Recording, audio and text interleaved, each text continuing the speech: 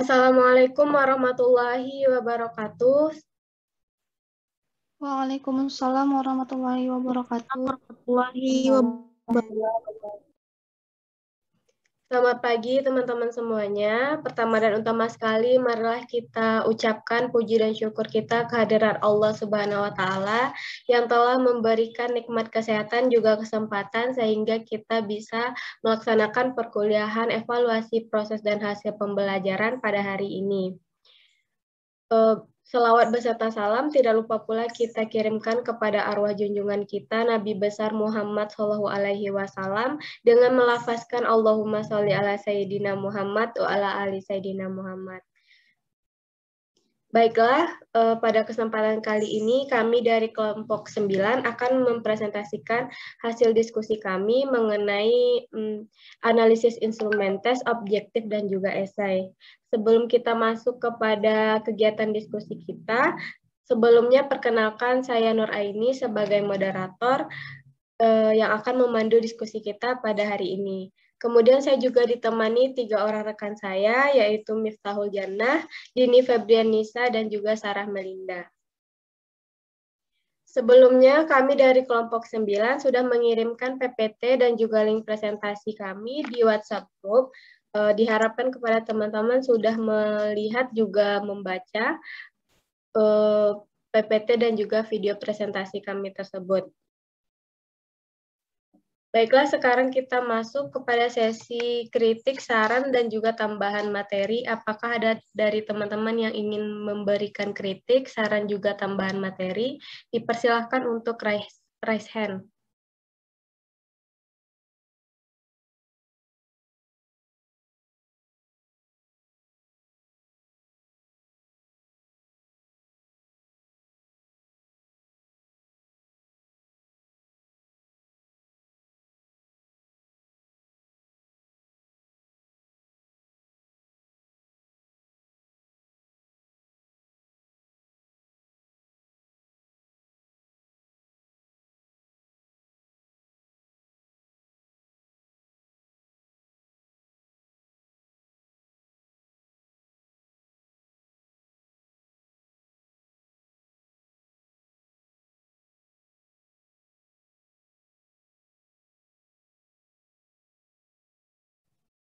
Baik, sekali lagi saya ulangi, apakah ada dari teman-teman semuanya yang ingin memberikan kritik, saran, juga tambahan materi? Dipersilakan untuk raise hand.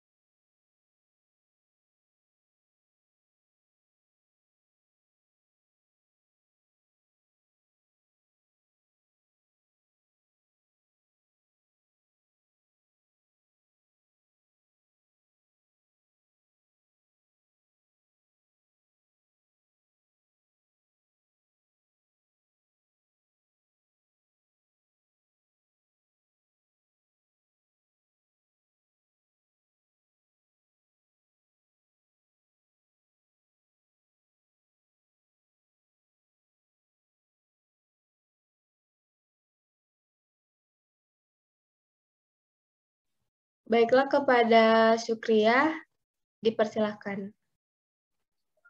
Baik, terima kasih kepada moderator. Perkenalkan, nama saya Supriya Fatimah Nur, NIM 190311108. Mungkin untuk keseluruhan materi yang disajikan oleh penyaji sudah cukup memuat keseluruhan. Di sini Supri hanya ingin memberikan sedikit saran, di mana untuk penggunaan tanda baca dalam PPT-nya mungkin bisa lebih diperbaiki karena titik, koma, serta tanda kutip yang ada sering tidak sesuai. Mungkin itu saja moderator, sampai. Terima kasih. Baiklah, terima kasih Sukria atas kritiknya dan juga saran. Apakah dari teman-teman yang lain ada yang ingin memberikan kritik, saran, juga tambahan materi? Dipersilahkan.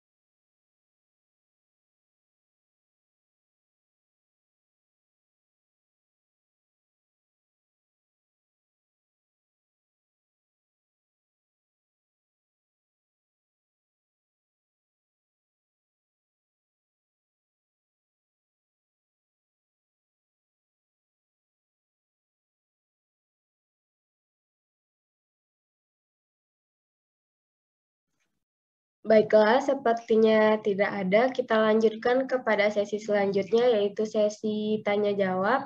Kepada teman-teman yang ingin memberikan pertanyaan, dipersilahkan untuk raise hand.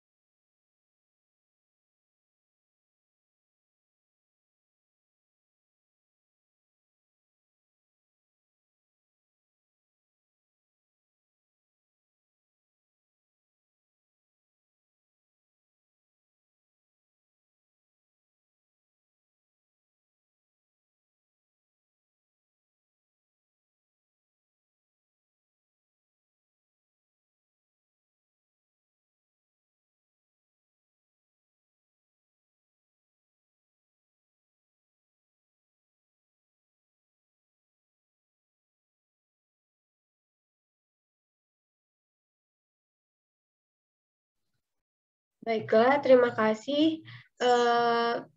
Yang pertama, Vina Savitri, silakan memberikan pertanyaannya. Baik, terima kasih kepada moderator yang telah memberikan saya kesempatan. Perkenalkan, saya Vina Savitri dengan NIM 19031048. Di sini saya ingin bertanya mengenai bagaimanakah cara membuat indeks pengecualian atau Dix faktor ini dalam proses pembelajaran, dan apakah indeks pengecualian ini juga berperan dalam menentukan pemahaman siswa terhadap materi. Sekian pertanyaan dari saya kembalikan kepada moderator. Terima kasih. Baiklah, terima kasih Vina atas pertanyaannya. Dimohonkan untuk mengirimkan ulang pertanyaannya di kolom chat ya Vina. Selanjutnya kepada Freti, dipersilakan. Baik, terima kasih kepada moderator. Saya Freti Henggi Karmelia dengan NIM 19031016 izin bertanya kepada kelompok penyaji. Nah, pertanyaan itu yaitu, apa kekurangan serta kelebihan dari instrumen tes ini? Nah, dan bagaimana contoh dari instrumen tes yang baik untuk siswa? Sekian, terima kasih. Saya kembalikan kepada moderator. Baiklah, terima kasih Freti atas pertanyaannya. Dimohonkan untuk mengirimkan ulang pertanyaannya pada kolom chat ya Freti. Selanjutnya kepada Selvi SC Mahuze, dipersilakan untuk memberikan pertanyaannya.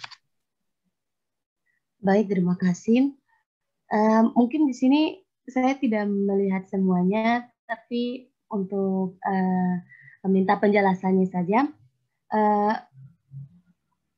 Pertanyaannya tuh contoh dari program Anates dan juga kekurangan dari program Anates. Sekian dari saya. Baik, terima kasih Selvi atas pertanyaannya. Dimohonkan untuk mengirimkan ulang pertanyaannya pada kolom chat. Selanjutnya kepada Mutia, dipersilakan.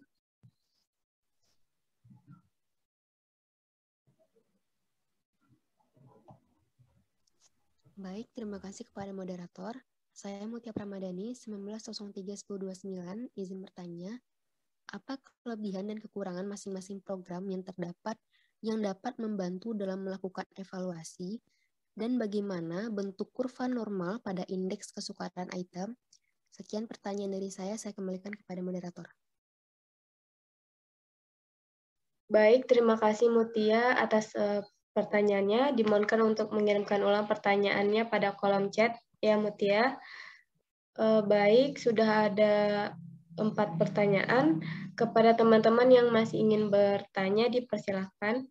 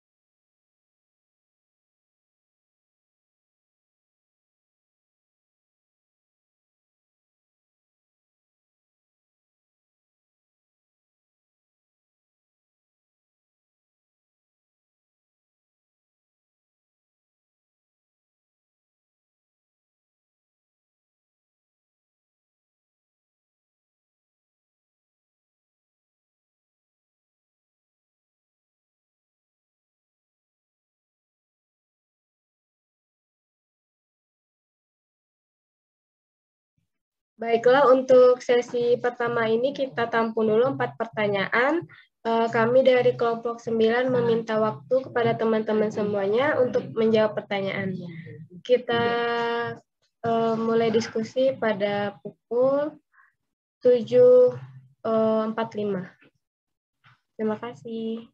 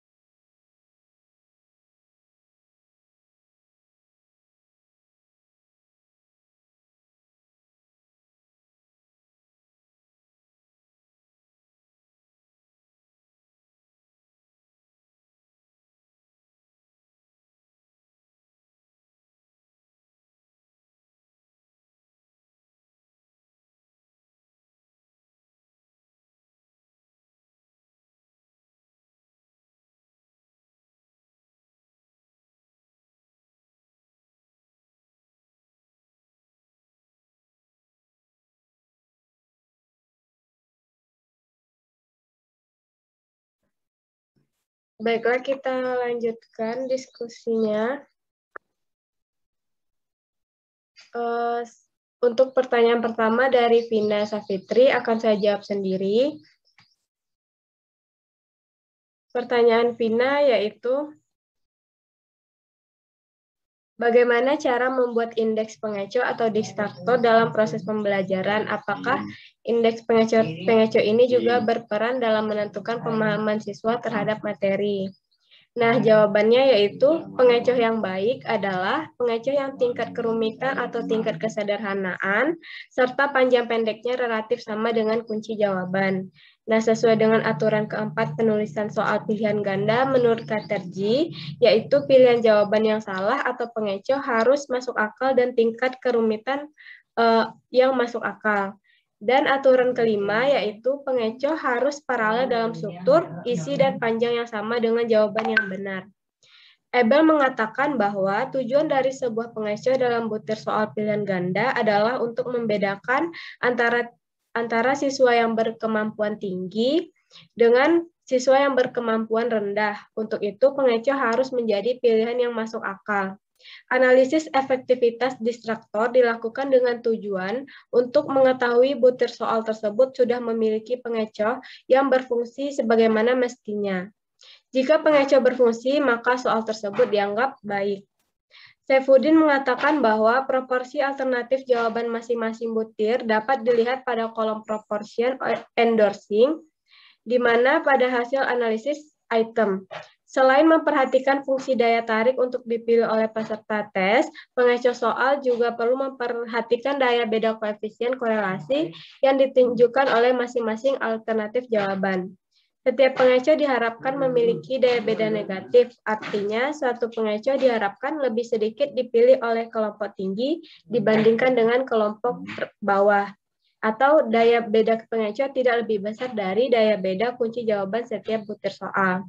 Nah, kualitas distraktor dapat dikatakan berfungsi apabila paling tidak dipilih oleh 5% peserta tes dan juga lebih banyak dipilih oleh kelompok mahasiswa yang belum paham materi atau kelompok bawah. Baiklah, sekian jawaban saya untuk pertanyaan Vina. Apakah dari teman-teman ada yang ingin menambahkan? Dipersilahkan untuk raise hand.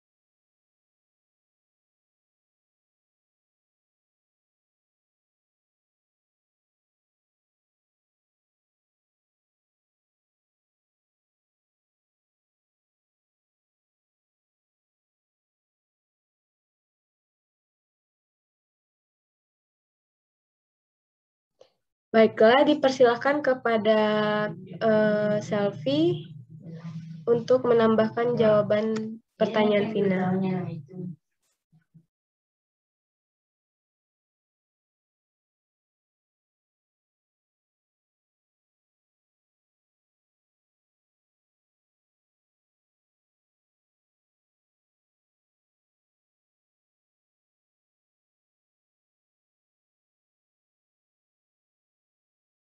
Maaf sebelumnya, mungkin Selvi ingin menambahkan jawaban atau ini masih raise hand untuk pertanyaan tadi?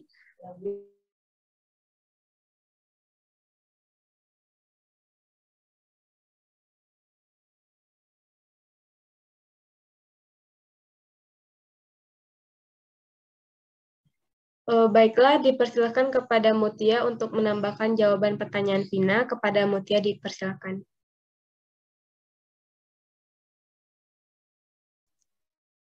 Baiklah, terima kasih kepada moderator. Saya Mutia Pramadani, 1903-1029. Ini menambahkan jawaban dari pertanyaan Vina, di mana untuk indeks pengecoh ini atau efektivitas seberapa baik pilihan yang salah tersebut dapat mengecoh peserta tes yang memang tidak mengetahui kunci jawaban yang tersedia. Pada soal bentuk pilihan ganda, ada alternatif jawaban yang benar dan beberapa yang salah atau pengecoh motornya. Sebutnya akan peserta didik yang menjawab salah. Sebaliknya, butir soal yang kurang baik, maka pengecohnya akan dipilih secara tidak didik yang menjawab salah. Pada sebaran jawaban diperoleh dengan menghitung banyaknya atau testi yang memilih pilihan jawaban atau yang tidak memilih apapun. Dari pola sebaran jawaban dapat ditentukan apakah pengecoh ini dapat berfungsi atau tidak. Dapat dikategorikan sebagai soal yang baik, yaitu ketika pengecoh atau distraktornya itu dapat berfungsi dengan sedikit serta tes, di mana untuk indeks pengecoh ini IP sama dengan P per N kurang B dikali per N kurang 1 dikali 100%. IP itu adalah indeks pengecoh, P itu jumlah peserta yang memilih pengecoh, kalau N itu adalah jumlah peserta yang ikut tes, kalau B itu jumlah peserta yang menjawab benar pada setiap soal, sedangkan yang N kecil merupakan jumlah alternatif jawaban, dan 1 itu adalah bilangan tetap. Jadi untuk hasil perhitungan setiap pengecoh itu diinterpretasikan menggunakan kriteria sangat baik, baik, kurang baik, jelek, dan sangat jelek. Dan efektivitas pengecoh itu diinterpretasikan menggunakan kriteria yang diadaptasi oleh skala Likert. Dikatakan sangat baik apabila pengecoh pada soal itu berfungsi secara keseluruhan. Kalau dikatakan baik itu ketika pengecoh pada soal itu tidak berfungsi satu alternatif. Dikatakan cukup jika pengecoh pada soal itu tidak berfungsi dua alternatif.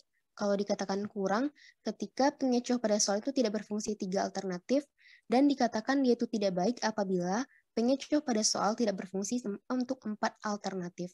Sekian tambahan jawaban dari saya kembalikan kepada moderator. Baiklah, terima kasih Mutia atas tambahan jawabannya. Untuk itu saya kembalikan kepada Vina. Apakah jawaban dari kelompok penyaji dan juga tambahan dari Mutia bisa menjawab pertanyaan dari Vina?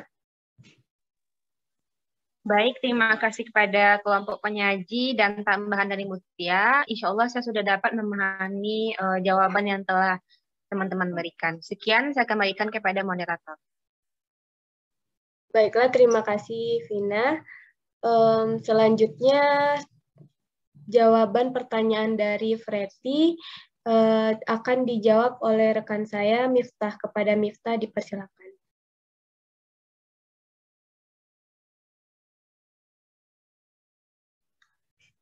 Baiklah, saya akan mencoba menjawab pertanyaan Freti. Pertanyaannya yaitu, apa kekurangan serta kelebihan dari instrumen tes ini dan bagaimana contoh instrumen tes yang baik untuk siswa. Jadi, tadi instrumen tes itu kan terbagi menjadi 2, ada analisis secara kualitatif dan juga analisis secara kuantitatif. Butir soal secara kualitatif itu kan analisis yang dilakukan sebelum soal tersebut diujikan atau digunakan, yang berarti memiliki kelebihan dapat memastikan bahwa soal yang digunakan itu sudah benar dari segi bahasa, soal itu sudah sesuai dengan materi, terus kesesuaian soal dengan indikator, terus hanya ada satu jawaban yang benar, terus kesesuaian penggunaan istilah dari segi keilmuan, dan pokok soal tidak memberi petunjuk ke arah jawaban kunci. Nah, sedangkan analisis butir soal secara kuantitatif itu analisis yang dilakukan setelah soal itu diujikan atau digunakan, yang berarti memiliki kelebihan meningkatkan mutu butir soal yang bersangkutan.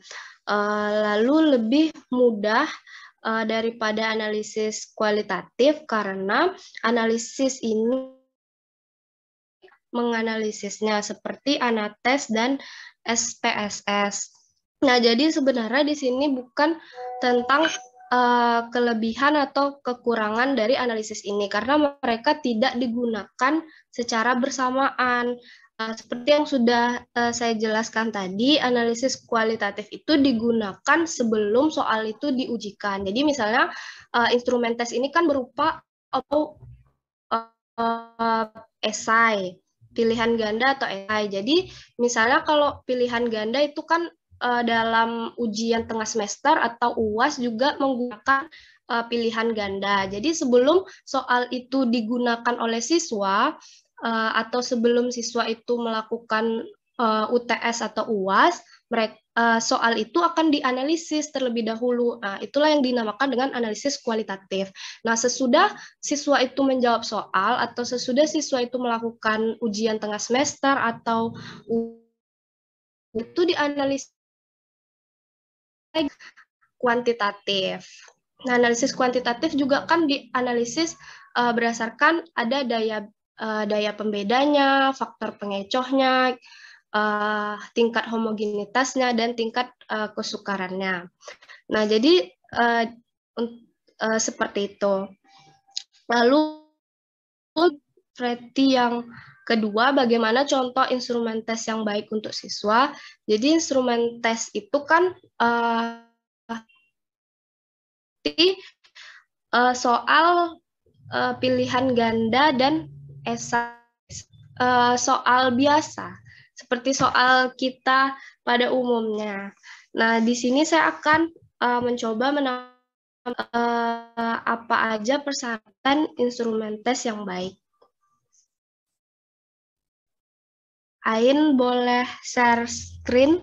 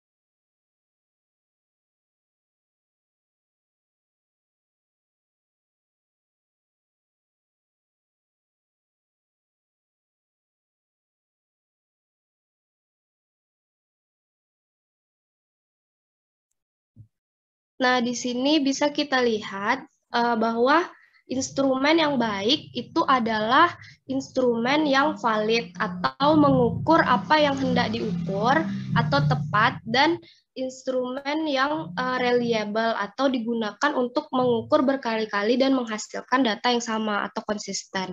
Nah, valid di sini itu terbagi menjadi dua, ada validitas internal dan juga validitas eksternal. Nah, untuk validitas internal itu terbagi lagi menjadi dua, ada yang construct validity, yaitu disusun berdasarkan teori yang relevan, dan juga content validity atau disusun berdasarkan rancangan atau program yang telah ada. Nah, untuk construct validity itu uji validitasnya dengan konsultasi ahli, sedangkan content validity itu uji validitasnya dengan membandingkan program yang ada dengan konsultasi ahli. Nah, sedangkan validitas eksternal itu disusun berdasarkan fakta-fakta empiris yang telah dibuktikan. Nah, untuk uji validitasnya yaitu dibandingkan dengan standar yang telah ada dan dilanjutkan dengan analisis faktor. Yang kedua yaitu eksternal. Dia stabil. Nah, untuk stability menates kelompok sama tetapi waktunya yang berbeda. Jadi digunakan sampel yang berbeda, digunakan sampel orangnya, subjeknya sama tapi waktunya berbeda, maka data yang dihasilkan itu tetap sama. Nah, sedangkan yang ekuivalen itu tes beda, tetapi ekuivalen dicobakan dalam waktu yang sama. Nah, dua itu dianalisis dengan korelasi setelah uji coba. Nah, untuk yang internal bisa ke bawah kan, Ain?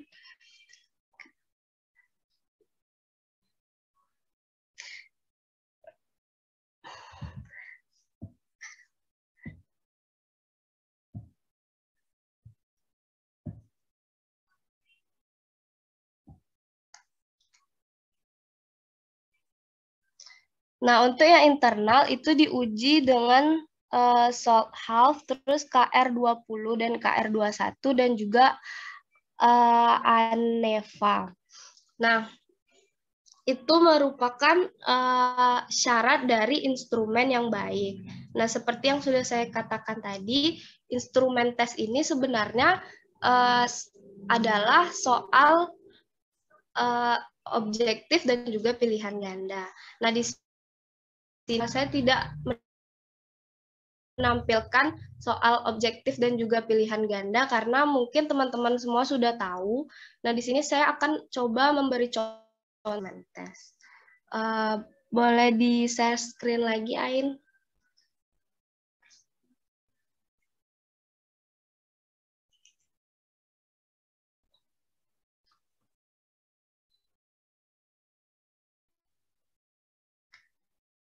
Nah, berikut ini adalah kisi-kisi dari instrumen tes itu sendiri.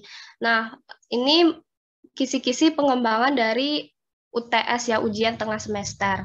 Nah, di dalamnya itu ada komponen kompetensi inti, kompetensi dasar, materi pokok pembelajaran, indikator, esensial soal, terus pengalaman kognitif, ada C1, C2, C3, C4, C5, dan juga C6, terus bentuk tes, kode soal, dan juga kunci jawaban. Nah, jadi sekian yang bisa saya sampaikan, saya kembalikan kepada moderator.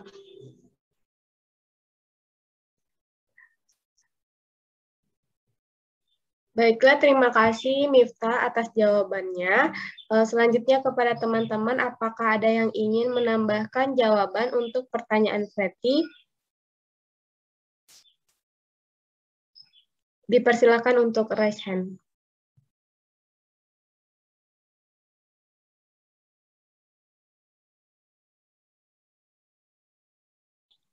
Baiklah, Syukriah, dipersilakan untuk menambahkan jawaban dari pertanyaan Fetty. Baik, terima kasih moderator atas kesempatannya.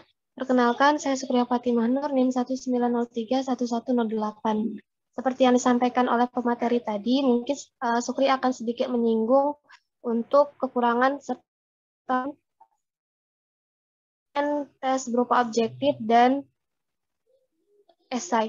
Untuk tes objektif sendiri, ini merupakan tes yang dalam pemeriksaannya itu dapat dilakukan objektif. Yang dimaksudkan ini untuk mengatasi kelemahan-kelemahan dari tes bentuk esai.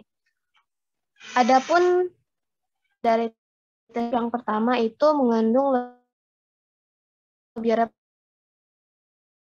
repres. Kita juga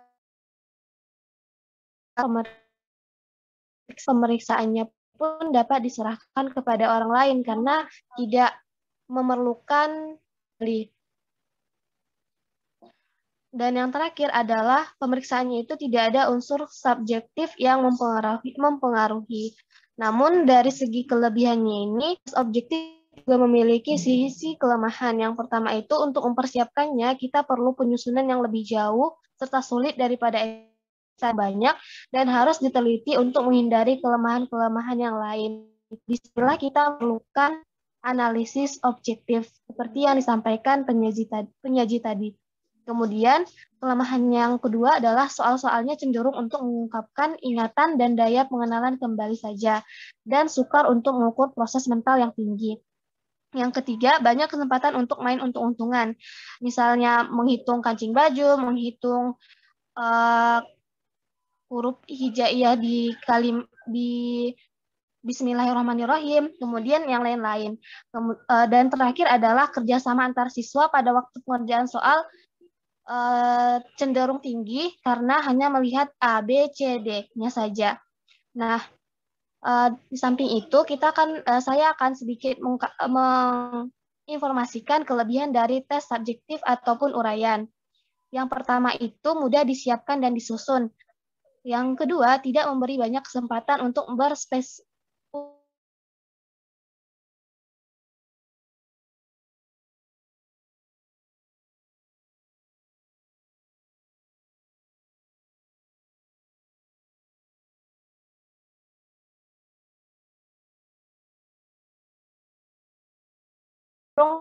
memberikan pernyataannya sendiri, namun tetap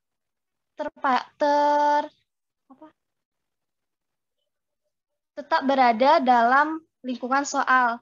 Yang keempat, memberi kesempatan kepada siswa untuk mengutarakan maksudnya dengan gaya bahasa dan cara sendiri. Jadi, apa yang disampaikan atau dituliskan oleh siswa akan sedikit jauh berbeda dari bahasa yang disampaikan oleh guru dan buku. Dan yang terakhir adalah kita bisa mengetahui lebih jauh mana siswa yang mendalami suatu masalah atau siswa yang hanya terfokus pada bacaannya saja. Dan untuk kelemahan dari tes subjektif atau uraian ini, yang pertama kadar validitas dan reliabilitasnya rendah karena sukar diketahui segi-segi mana saja yang siswa betul menguasainya. Yang kedua, kurang representatif dalam hal mewakili seluruh skop bahan pelajaran yang akan dites. Karena soalnya hanya beberapa. Umumnya, untuk soal uraian ini hanya bisa dibuat 5-10 soal saja. Yang ketiga, kurang representatif. Yang keempat, cara pemeriksaannya hanya dipengaruhi oleh unsur-unsur subjektif. Yang kelima, pemeriksaannya lebih sulit sebab membutuhkan pertimbangan individual. Artinya, saat pemeriksaan soal ini, hanya guru pelajaranlah yang bisa memeriksanya. Karena apa yang diutarakan ataupun dituliskan oleh siswa pastilah hanya guru mata pelajaran yang mengerti. Yang keenam, waktu untuk mengoreksinya cukup lama dan dapat diwakilkan, dan untuk ini hanya guru mata pelajaran saja yang bisa. Selain itu, dalam hal siswa yang akan menjawab soal cenderung akan memakan waktu yang lebih lama dan jumlah soalnya yang sedikit. Mungkin itu yang bisa Sukri sampaikan. Terima kasih. Dikembalikan kepada moderator. Baiklah, terima kasih Sukria atas tambahan jawabannya.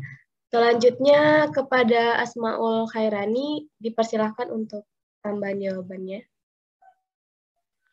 Baik, terima kasih kepada moderator yang telah mempersilakan saya. Saya Asmaul Khairani dengan NIM 1903-1065. Izin menambahkan sedikit terkait di sini Rani ingin bukan menambahkan kekurangan ataupun kelebihan dari instrumen tes ini, namun lebih ke kesulitan yang akan dihadapi oleh tenaga pendidik dalam membuat instrumen tes ini. Nah, yang pertama itu instrumen tes kualitatif.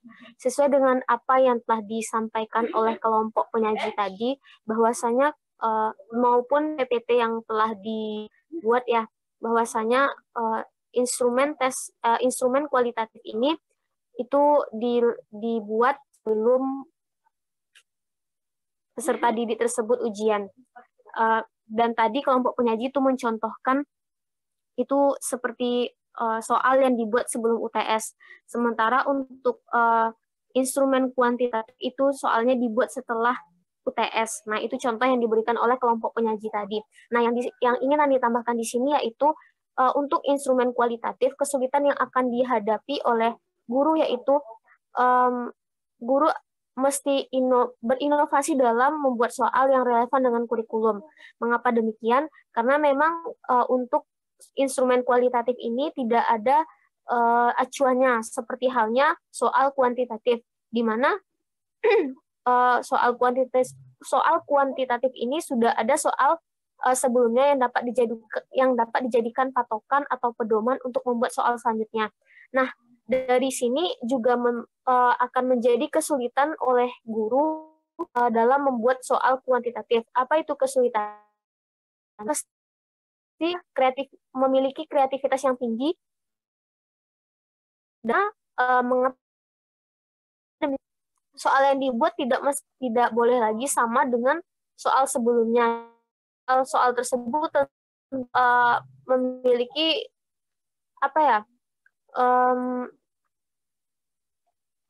Soal yang baik untuk diteskan kepada peserta didik, baik itu dari segi isi, bahasa, maupun cara penyajian dari soal untuk peserta didik itu sendiri. Nah, barangkali ini tambahan dari Rani, dikembalikan.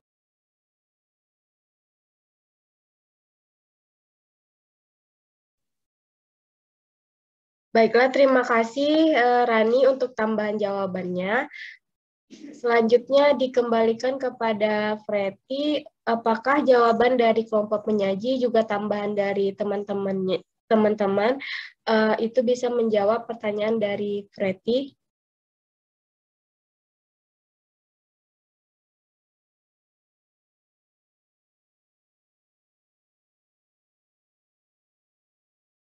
Untuk dihitung nilainya. Maka dari itu, kita dapat menggunakan rumus-rumus Microsoft Excel untuk menghasilkan hasil yang lebih maksimal. Dan program Anates juga memiliki kelemahan, yaitu diantaranya program ini dapat membuat soal uraian yang tentunya dapat merugikan siswa yang menjawab benar, akan tetapi tidak sesuai dengan jawaban yang ada pada Anates itu sendiri atau tidak ada kompensasi. Kemudian kelemahan dari program ini yaitu bila seorang pendidik salah memasukkan data jawaban siswanya, maka akan merugikan siswa tersebut dan secara langsung akan menurunkan nilainya pada hasil akhir. Selanjutnya kelemahan dari program Anates yaitu kesalahan memasukkan data akan menurunkan nilainya pada hasil akhir. Nah, kedua yaitu program SPSS.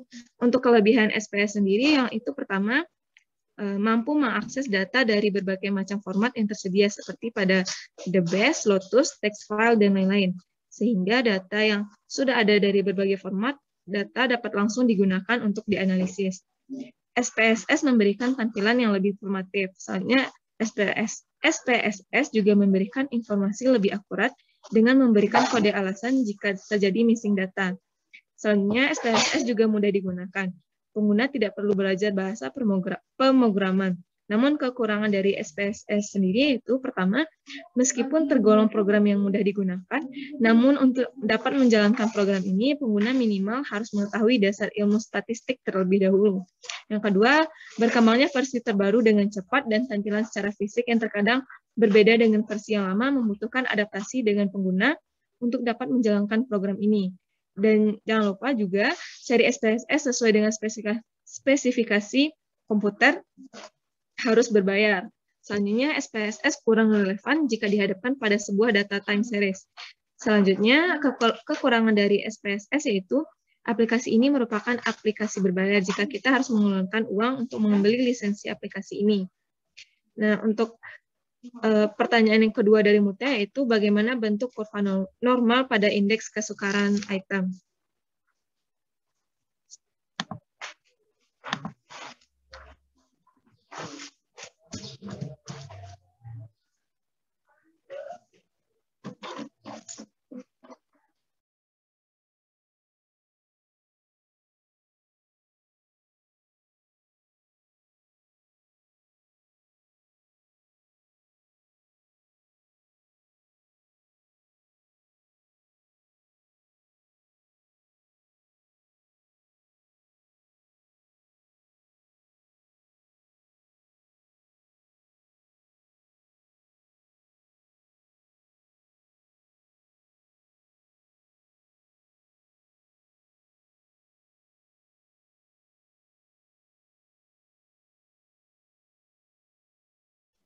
Untuk Miftah, bisa tolong share screen kurva normal.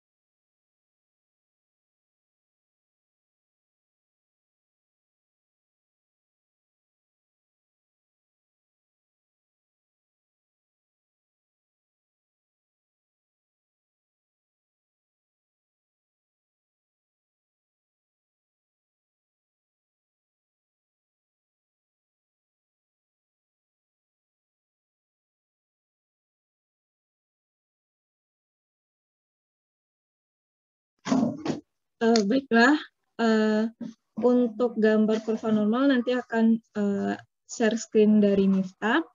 Saya akan menjelaskan dulu mengenai bentuk kurva normal secara ilmiah.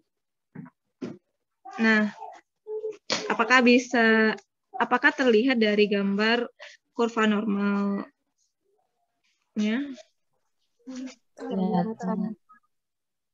Nah, untuk kurva normal sendiri bisa kita lihat pada gambar, yaitu berbentuk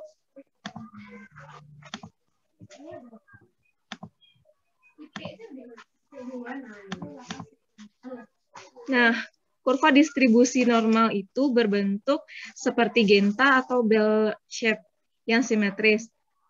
Bisa kita lihat yaitu pada sisi kanan saya itu ada kelompok nilai atas atau nilai baik, yang mana secara alamiah nilai hasil evaluasi hasil belajar pada suatu populasi peserta pelatihan yang jumlahnya relatif banyak dan sifatnya heterogen akan didapati oleh kelompok atas atau kelompok dengan nilai tinggi, yaitu kelompok peserta pandai, dan kelompok bawah atau kelompok dengan nilai rendah, yaitu kelompok peserta tidak pandai, yang sebarannya membentuk suatu kurva normal.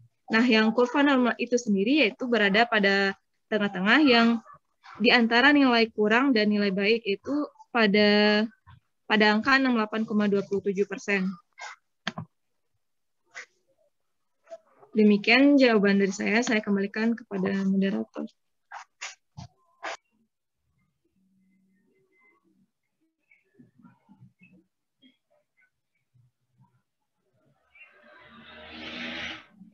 Baik, terima kasih kepada Sarah yang telah menjawab pertanyaan dari Mutia.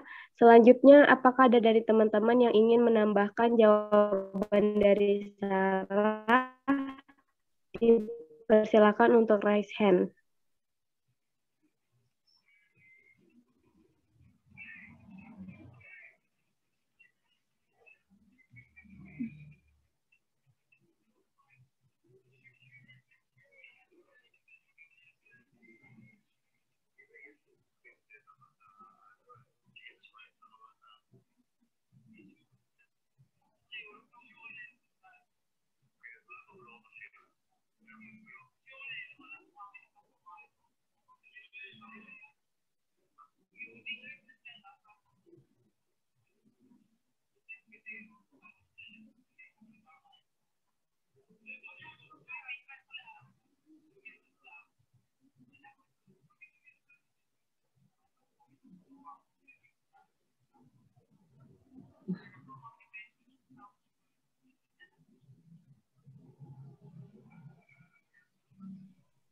Baik, saya ulangi. Apakah ada dari teman-teman semua yang ingin menambahkan jawaban dari pertanyaan Mutia?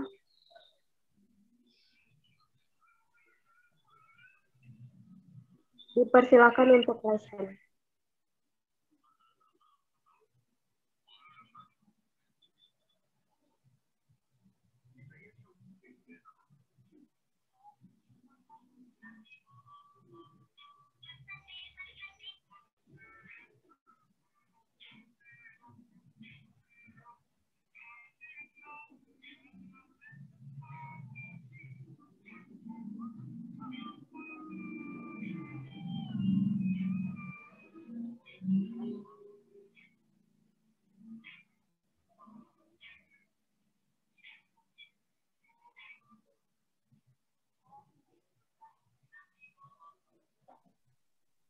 Baiklah, sepertinya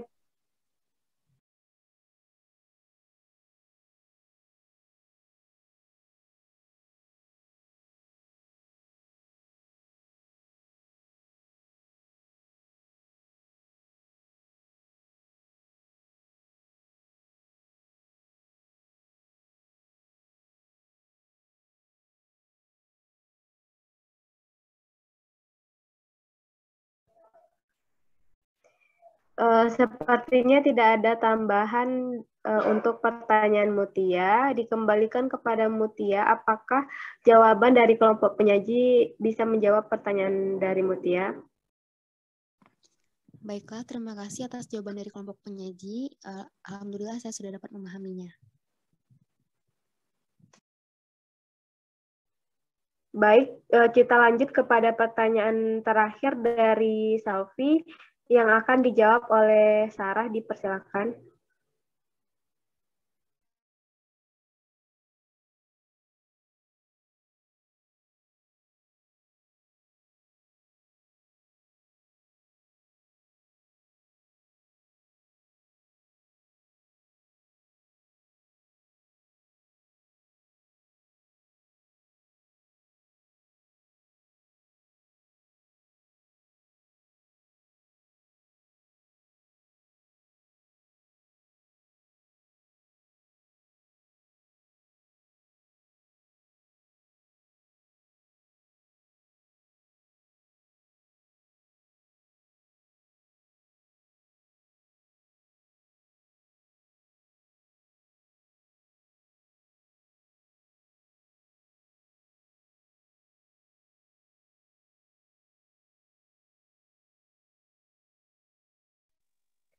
Baiklah, untuk jawaban dari pertanyaan Kak Sofi akan dijawab oleh Dini. Dipersilakan, Din.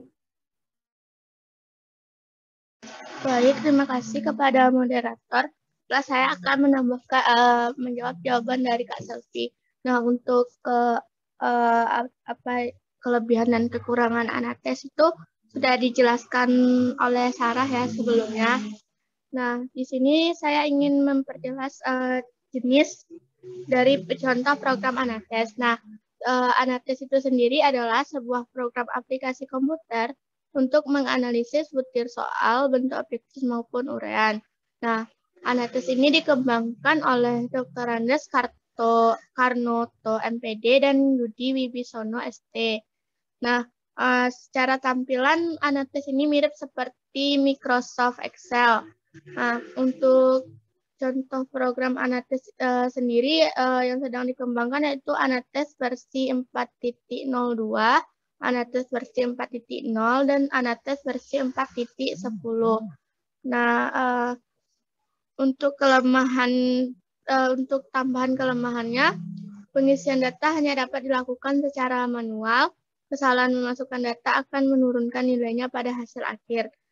Selain itu, program Anates ini juga program berbayar dan kadang tidak semua laptop dapat menginstal Anates ini sama seperti SPSS dan penggunaannya juga sedikit rumit.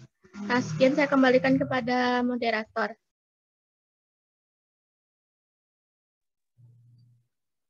Baiklah, terima kasih Dini atas jawabannya. Apakah dari teman-teman ada yang ingin menambahkan jawaban untuk pertanyaan dari Kak Selvi? Dipersilakan untuk raise hand.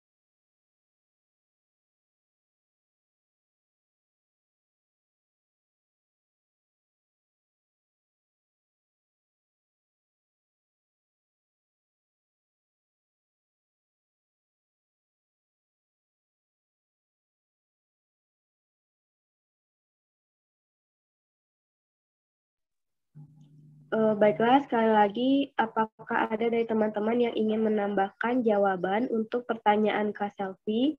Dipersilakan untuk raise hand.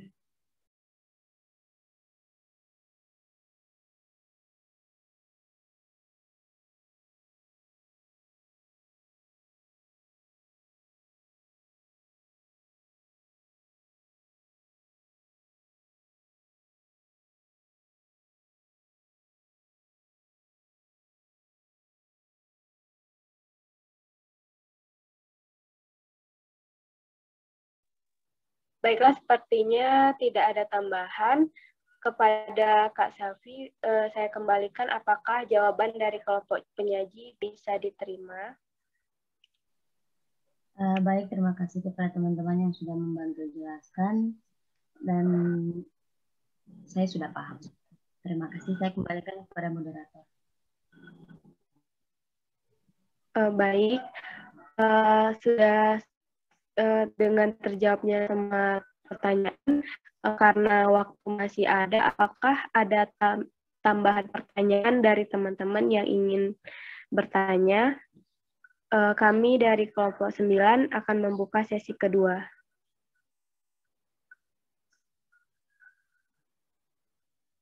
Kepada yang ingin bertanya, dipersilakan untuk raise hand.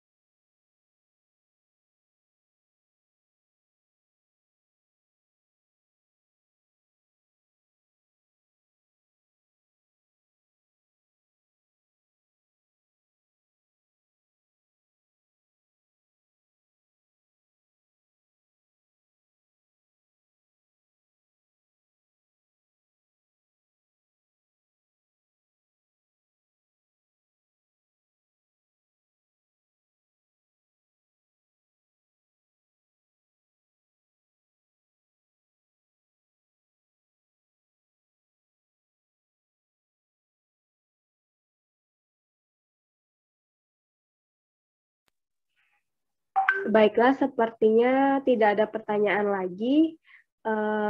Cukup untuk 4 pertanyaan. Kami dari kelompok 9 memohon maaf apabila terdapat kesalahan dalam diskusi ini, baik itu disengaja maupun tidak sengaja.